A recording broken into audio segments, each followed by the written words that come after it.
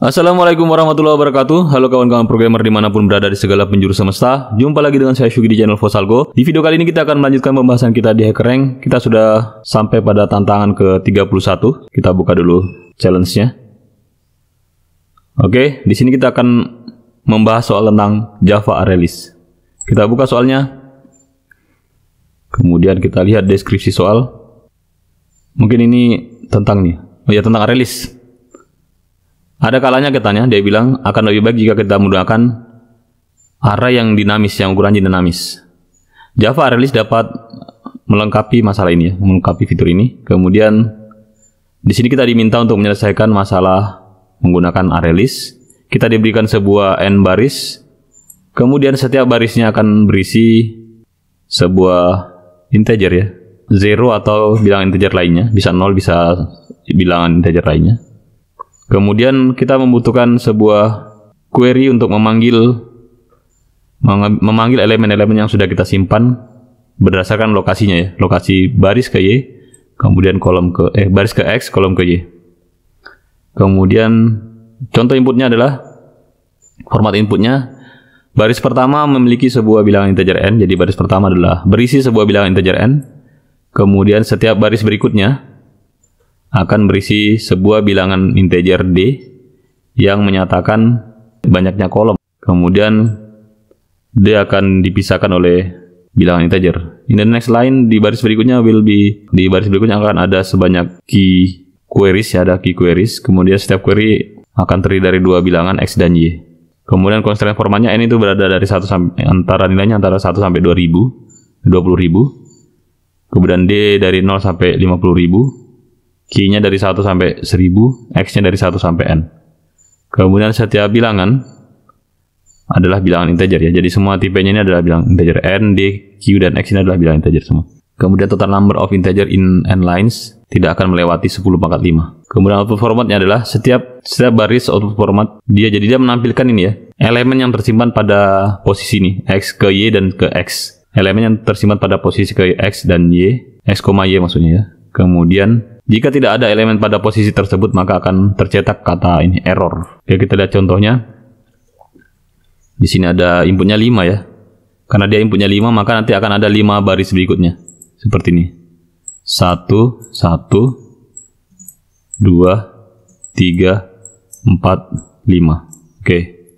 Jadi 5 yang ini menyatakan akan ada 5 baris berikutnya. 5 ini adalah N ya. Ini 5 adalah N. Kemudian ada angka 5 di depannya lagi nih. Angka 5 yang ini disebut dengan D. Ini variabel D. D yang ini. Yang menyatakan banyaknya kolom. D ini menyatakan banyaknya kolom. Baris ini menyatakan banyaknya baris. Yang 5 ini menyatakan banyaknya baris. Kemudian yang ini menyatakan banyaknya kolom. Jadi setelah angka 5 ini akan ada 5 lagi. 5 elemen yang akan dimasukkan. 1, 2, 3, 4, 5. Jadi pada baris ini, pada baris pertama ini akan ada 5 elemen yang dimasukkan. Atau dalam kata lain dia punya 5 kolom. Kemudian baris berikutnya dia akan berisi 1 elemen. Ini karena di depannya angka 1 ya, D-nya angka 1. Baris berikutnya elemen D-nya adalah 4, maka dia akan punya 4 elemen. 1, 2, 3, dan 4. Jadi ada 4 elemennya. Baris berikutnya 0, berarti dia tidak ada elemennya di sini ya. Kemudian baris berikutnya 3, berarti ada 3 elemen yang akan dimasukkan. Oke, sampai sini sudah selesai untuk input 5-nya. Sudah ada 5 baris. Sekarang yang ini 5 query. Jadi di sini tidak harus 5 ya, tidak harus sama. Jika di sini 5, di sini juga 5 tidak. Jadi tidak harus sama ini di sini 5 angkanya dengan angka di sini. Bisa saja di sini nanti di test case-nya ada saja yang diisi dengan 4 atau bahkan lebih banyak lagi ya. Di sini bisa diisi 10. Kemudian karena di sini 5 maka akan ada 5 baris berikutnya juga. Setiap baris ini akan berisi pasangan posisi Y dan X. Pasangan posisi Y dan X. Jadi dia mulainya dari X dan Y ya. Pasangan posisi X dan Y menyatakan baris dan kolomnya. Kalau ini berarti baris ke-1, kolom ke-3. Ini baris ke-3, kolom ke-4. Ini baris ke-3, yang ini kolom ke-1. Kalau ini baris ke-4, kolom ke-3. Ini baris ke-5, kolom ke-5. Format outputnya adalah hasil pembacaan query ini. Jadi misalnya tadi ya, 1,3. Elemen pada posisi 1,3 itu adalah 7,4. Atau ilustrasinya ada di sini. Ini tadi hasil penyimpanannya. Ada 5 baris, ini 5 yang pertama menyatakan 5 baris ini. Kemudian baris pertama tadi isinya adalah 41, 77, 44 ini ya. 4177 74 22 44. Kemudian baris kedua ini berisi satu elemen saja, yaitu 12. Di sini dia 12. Begitu seterusnya. Baris ketiga ini ada elemennya 37, 34, 36, 352. Di sini dia. Kemudian query-nya nih yang pasangan ini 1 3 3 4 3 1 dibaca dengan cara 1 3, berarti kita akan membaca elemen pada baris pertama, kolom ketiga ya. Baris pertama kan ini. Kolom ketiganya adalah ini 74. Jadi nanti outputnya adalah yang keluar 74. Begitu juga pada pertanyaan kedua, query kedua. Baris ketiga, kolom keempat ini. Baris ketiga, kolom keempat. Berarti kita cari baris ketiga, kolom keempat. 1, 2, 3. Berarti jawabannya adalah 52. Pertanyaan berikutnya, baris ketiga, kolom ke-1, 37 ya. Baris ketiga, kolom ke-1, 37 ini. Ini jawabannya 37 yang ini. Kemudian pertanyaan berikutnya, baris keempat, kolom ketiga. Kita lihat baris keempat. Ternyata tadi baris keempat tidak ada isinya, cuma dia kosong saja.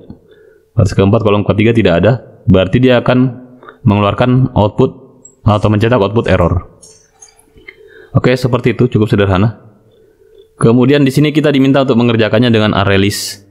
Sebenarnya di Java ini kita tetap masih bisa mengerjakannya dengan array ya. Karena di Java itu jumlah kolom setiap barisnya itu boleh tidak sama, tapi harus ditentukan di awal. Jadi jumlah kolom tiap barisnya tidak sama, tapi harus ditentukan dari awal. Kalau di sini, di soal ini kita masih memungkinkan untuk ditentukan di awal. Karena kita tahu jumlah barisnya. Kemudian di setiap baris kita tahu jumlah kolomnya. Jadi ini masih bisa dikerjakan sebenarnya di array list. Tapi petunjuk soalnya kita diminta untuk masih bisa dikerjakan di array ya. Ini masih bisa dikerjakan di array Java. Tapi petunjuk soalnya meminta kita untuk mengerjakan menggunakan array list. Tapi tidak apa-apa, kita coba dulu mengerjakan pakai array. Baik. Kita coba kerjakan pakai array. Pertama kita akan butuh scanner untuk membaca input-input ini. Kita bikin scanner dulu. Scanner SC sama dengan new scanner dalam kurung system in titik koma. Kemudian di sini juga kita akan pertama kita baca n-nya dulu untuk bilangan yang 5 ini. Integer n sama dengan SC titik next in.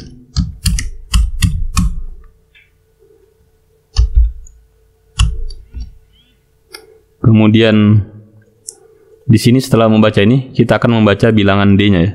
Tetapi di sini kita sudah bisa buat array-nya.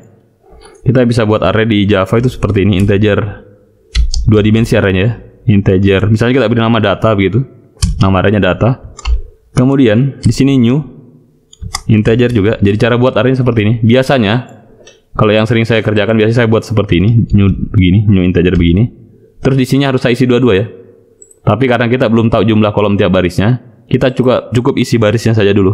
Barisnya adalah sebanyak n baris. Yang belakangnya ini kita kosongkan dulu. Jadi ini di Java bisa seperti ini. Tidak semua bahasa program bisa seperti ini ya. Kita bikin array 2 dimensi, terus di sininya integer, kemudian di sini kosong.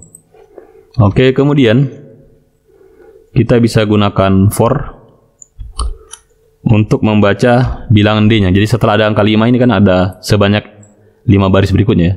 Atau jika kita input n di sini akan ada n baris berikutnya untuk membaca ini semua. Jadi kita akan membuat for integer i sama dengan 0, titik koma i lebih kecil dari n, titik koma i plus plus. Oke. Kemudian di sini kita baca dulu bilangan yang di depan ini, bilangan d-nya. Jadi kita baca di sini integer d sama dengan SC titik next in titik koma. Oke, setelah kita baca d-nya, kita harus pastikan dulu bahwa d-nya ini lebih besar daripada 0 ya. Karena jika d-nya lebih kecil atau sama dengan 0, kita tidak perlu membuat array-nya. Kita tidak perlu mengisi kolomnya. Oke, kita buat dulu. Jika d lebih besar sama dengan 0, maka kita inisialisasi lagi untuk kolomnya ya. Data pada baris ke i itu kita inisialisasi dengan nilai new integer d. Jadi untuk baris ke i ya kita akan buat sebanyak d kolom. Untuk baris ke i ini kita akan buat sebanyak d kolom. Jadi tadi pertama kita tidak inisialisasi barisnya, ini kolomnya. Jadi barisnya saja yang kita inisialisasi, tapi kolomnya tidak. Di sini baru kita inisialisasi untuk baris ke i, kolomnya adalah sebanyak d. Seperti itu. Kemudian di sini kita bikin for lagi untuk memasukkan angka-angka yang ini ke dalam array. Oke, kita bisa buat for di situ. For integer j sama dengan 0, titik koma j lebih kecil dari d. Bisa ya, lebih kecil dari d karena kita tahu pajaknya d. Kemudian j++. Nah, di sini kita baca lagi integernya. Kita scan lagi dengan cara membaca ini value-nya. Bisa kita buat variable value di sini, in value atau elemen begitu. Elemen sama dengan sc titik next in begini. Kemudian kita masukkan ke dalam array-nya data. Array-nya 2 dimensi ya. Data ij itu sama dengan elemen.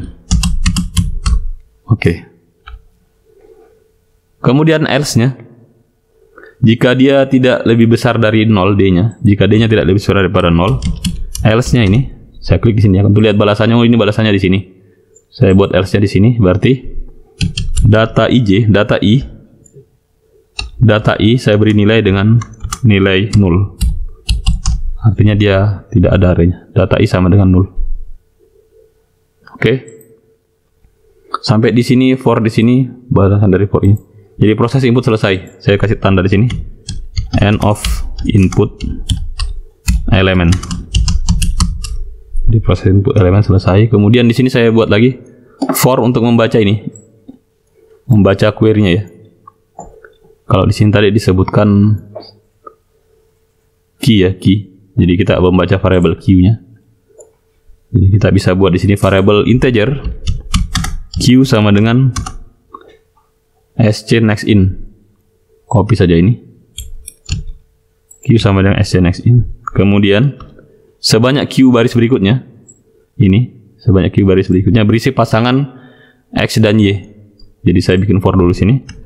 For integer, boleh saya pakai i lagi di sini karena saya sudah keluar dari looping for-nya i di sini. Tidak apa-apa saya pakai for i lagi di sini. For i sama dengan 0 dan i lebih kecil dari q, titik koma i++. Kemudian di situ saya akan membaca x dan y. Tapi ingat di sini di array itu dia mulai indeksnya dari 0. Sedangkan di query tadi di sini kita gunakannya mulai dari 1 ya. 13 di sini. Padahal kalau di array ini berarti indeks ke 0, baris ke 0, kolom kedua. Jadi itu kita taktisi saja dengan cara membuat kita kurang 1. Kita kurang 1 ya. Integer x sama dengan sc next in dikurang 1. Kurang 1. Begitu juga integer y sama dengan sc next in dikurang 1. Oke. Kemudian di sini baru kita membaca elemen yang ada di kolom ini. Jika, jadi kita buatkan di sini jika x lebih kecil dari n dan data tidak sama dengan 0 ya. Data pada indeks ke x tidak sama dengan 0. Karena kalau dia sama dengan 0, maka saya akan output dia dengan berikan output error ya. Saya akan cetak tulisan error. Dan y-nya lebih kecil dari data pada baris ke x dot len. Begitu. Kemudian di sini saya buka kurung kerawal. Di sini saya cetak elemennya. South, atau saya bisa buat elemen saya panggil seperti yang tadi lagi. Elemen, tapi kali ini tidak saya input ya. Di sini kali ini saya memanggil saja. Elemen sama dengan data xy. Seperti itu. Kemudian saya bisa system out print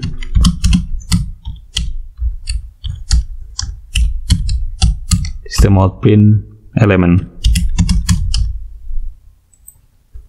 Oke, kemudian else-nya saya cukup print error saja, error. System out print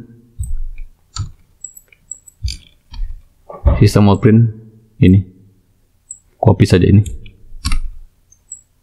Jangan lupa kasih petik ya. Pasti error. Oke, coba kita run code dulu.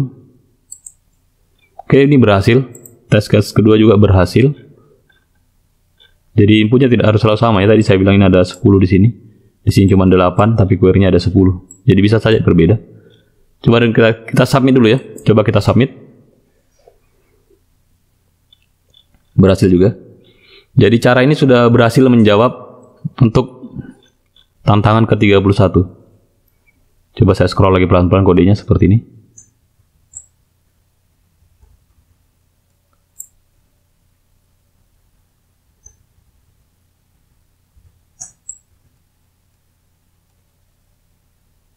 Oke, cukup sederhana. Tapi bukan ini yang diinginkan oleh soal sebenarnya. Di soal ini kita diminta untuk menggunakan ArrayList. Jadi sekarang kita harus memodifikasi lagi nih menggunakan ArrayList. Kita bisa mulai dari atas, nanti kita hapus sebagiannya. Jadi di sini yang berbeda. Di input n-nya tetap sama. Kemudian di sini kalau kita menggunakan ArrayList, karena ArrayList-nya 2 dimensi, maka kita gunakannya juga ArrayList 2 dimensi. ArrayList of ArrayList. ArrayList. Kemudian buat ArrayList ini dia pakai tipe generik seperti ini. Kemudian ArrayList lagi. Kemudian dia integer di sini, buat kurung siku lagi integer. Seperti ini. Kemudian nama variabelnya kita samakan saja, kita gunakan nama variabel ArrayList-nya data. Kemudian sama dengan new. Ya, kita inisialisasinya juga sama. Kita inisialisasi setengah dulu. Untuk barisnya saja. New begini. Buka kurung, balas kurung, titik koma. Kemudian untuk barisnya, ini kita hapus karena ini kita ganti nanti. Kita sudah mengganti ini. Oke, kita buat ArrayList di sini ya. ArrayList, nama ArrayList-nya data. Kemudian untuk baris berikutnya kita akan membaca D. Ini variabel D-nya. Kemudian di sini kita akan membuat sebuah, kita menginisialisasi data untuk baris D, baris untuk ini ya. Membuat ArrayList lagi sebenarnya. Kita membuat ArrayList lagi bertipe integer untuk yang di dalamnya. Kita bikin ArrayList lagi di sini. Nama ArrayList-nya misalnya baris. Baris di sini. Sama dengan new ArrayList. New ArrayList.